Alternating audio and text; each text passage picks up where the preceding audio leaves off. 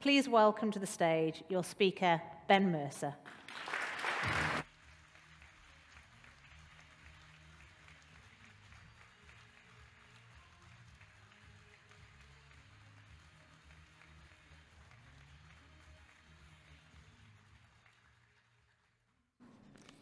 Well, thank you for that very comprehensive introduction. Never fear, I've not written a third book. This is actually larger print, so I can see, so don't worry, I won't keep you too long. Thank you for having me here with you tonight. I was actually invited to give this speech about 2 years ago after the publication of my first book, Fringes. For obvious reasons, I couldn't make it, but I'm not only very grateful to get to be here tonight, I've actually got a lot more to talk about. It's a real honor and a pleasure to be invited to speak to you all at my old university. I didn't have to put up with anything like the events of the past couple of years while I was studying, so I feel like you'll all be more aware than I was of how life doesn't necessarily progress in a straight line than when I graduated. For a broad idea of how I ended up here speaking to you, you've already kind of heard it, to be fair. I studied English literature here, I became a professional rugby player, I spent 2 years at Plymouth Albion, then a year playing in Sydney. I returned to the UK, played for Cornish Pirates, before going to France to play for Stade Rennais for 4 years. After that, I retired, became a writer, worked at a startup, and now I have a book-related TikTok account. When you leave here and stop hanging around with other students quite so much, you're probably going to start getting asked, so what do you do? It's a pretty confrontational question in some ways. And when I became a professional rugby player, I had a pretty easy answer. Nevertheless, I never felt like that was all that I was. I suppose the first thing I'm going to ask you is, how do you want to answer that question? When people ask me now, I don't really know my answer. Since graduating, I've been a rugby player, a barista, a rugby coach, a project manager, a freelance writer, an author, head of content, a narrator, and more recently, a TikToker. When I was 13, my mum sat down in front of my English teacher at school parents' evening. He'd been there 40 years, so he'd seen loads of kids.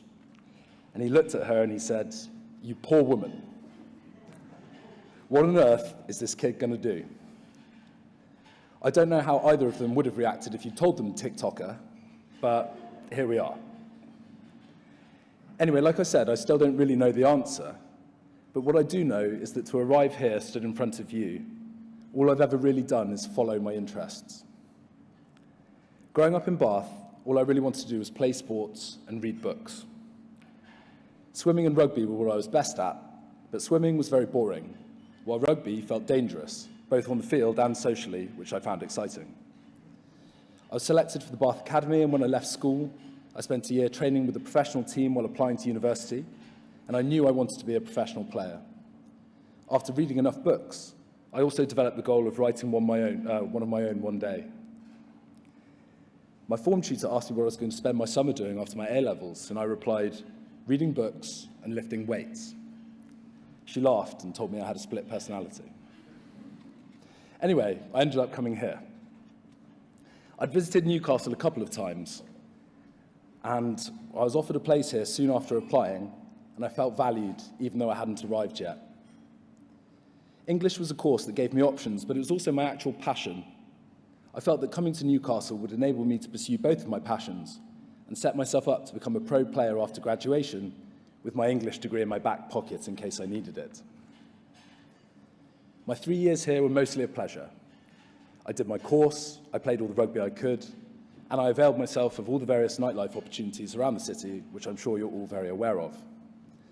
I remember being a callow fresher, going in rounds for trebles, but by the time I was a hard-bitten third year, you'd order 3 drinks for yourself, down 1, and keep the other 2 in hand to avoid going back to the bar.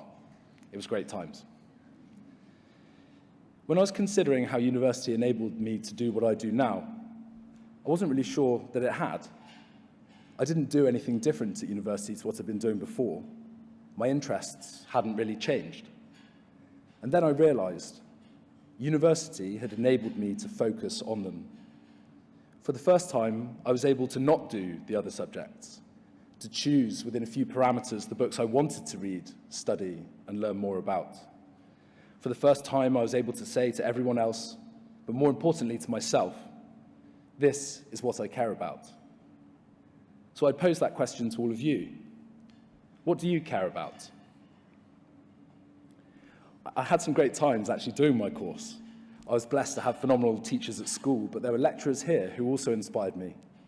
There was James Annesley, Silver Fox, who took an irreverent but respectful approach to 20th century American literature.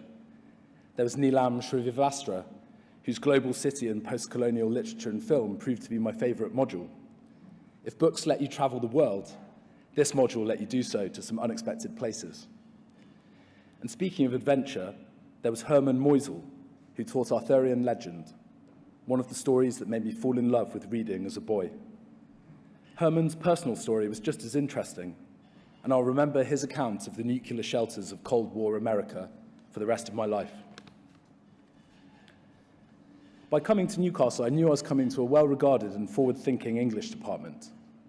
I knew that I could play university rugby and academy rugby at the Falcons, who had England players in my position to learn from. I didn't yet know how much I'd learned from playing with the local guys at Blaydon Rugby Club. Sport was such a great teacher for me, but while you learn on the field, you learn so much about other people from your teammates and your coaches. Most importantly, I learned that how I played, and perhaps more crucially, how I behaved, would endear me to others rather than who I was and where I was from.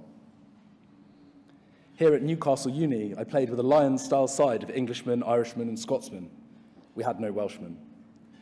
At Blaydon, I played with nightclub bouncers and trainee doctors, with former pro rugby players and panel beaters, with guys who travelled the world and others who will never leave Newcastle. Then when I played in France, it's hard to know where to start. We were a united nations of rugby mercenaries, ranging from one guy who fought for Georgia and another who played in a Rugby World Cup against New Zealand. All of these people gave me something, even if it was some idea of what not to do. I challenge all of you to find somewhere where you're not normal. Later, when I was in France, I knew that I was pitching myself into a situation to learn French. Otherwise, I'd have had quite a lonely time to begin with. Once I'd been there for 4 years and felt that I'd stopped learning, I got frustrated. Even that taught me something, that learning is important to me. So I'll ask you another question. Where can you learn the most? The answer might be finding the right lecturer, a new job, moving to a new country, or starting a business. But whatever it is, if you can find your next great teacher, then that will move you onwards, perhaps more than anything else can. Everything good that's happened to me has happened because I took risks, DVDs of me playing rugby. I thought people would just notice if I was good. Unfortunately, if there's something you want to do, you should probably tell someone. Show them what you know or what you can do and how passionate you are. Show them that you're prepared to take a risk to get there. I never got that opportunity at the very top level of the game that I wanted. Perhaps I wasn't good enough. But maybe I just didn't let anyone know how much I wanted it. My first book, Fringes, was a show your work moment. It was me saying everything I thought and felt about professional rugby at that time. It was self-published, so I did everything from writing the thing to finding editors and cover designers, choosing everything and releasing it on a schedule of my own choosing. After a career spent waiting to get picked, I wanted to pick myself. Even if the book was bad, I could still point to it and say, see what I did. Now, this is quite hard. In sport, you get used to being criticized, often in some pretty harsh terms. But it felt harder to expose myself to judgment in the pages of a book. I hesitated for a long time, tinkering with small changes and prevaricating over minor issues. Eventually, I used Christmas 2019 as a deadline, and I published it in that month. Let me read you a snippet of the top review from Amazon. This story could be great, but Fringes shows just how difficult it is to self-publish and produce something perfect by yourself. Ben has an interesting story to tell. Unfortunately, he's produced a book that reads like a first draft. They gave me 2 stars out of 5, so, not 1. It's not too complimentary, and some of it is fair. But the book went on to become a bestseller and was nominated for Sports Book of the Year in 2020. I'm not going to lie, that criticism does still sting a little bit. But what I learned is that it's okay to not be perfect. It's okay for everyone not to like you or your work. This review turns off the people who'd be bothered by these things, the people who want perfection from a £10 book. And it tells those other people that, hey, this isn't perfect, but it's got something to say anyway. Getting over the idea that my work should be perfect changed my life. I realized that imperfection isn't necessarily a bad thing. It's evidence that you're a human being. So I'd ask you, how will you take a risk? Where can you share your work? So now to TikTok.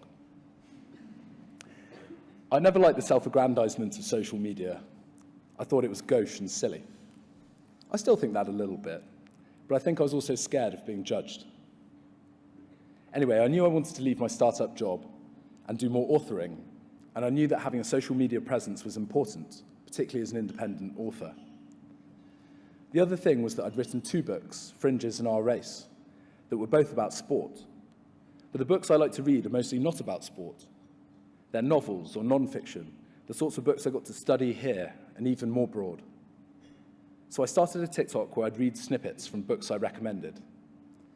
Because it was TikTok, none of my friends were on it. And I only had to admit to it once it started going better than I expected. Life can box you in. When I played rugby, it was hard for that not to become my thing, how I was regarded. So I'd like to leave you with a couple of quotes. The physicist Richard Feynman said, "You're under no obligation to remain the same person you were a year ago, a month ago, or even a day ago. You're here to create yourself constantly."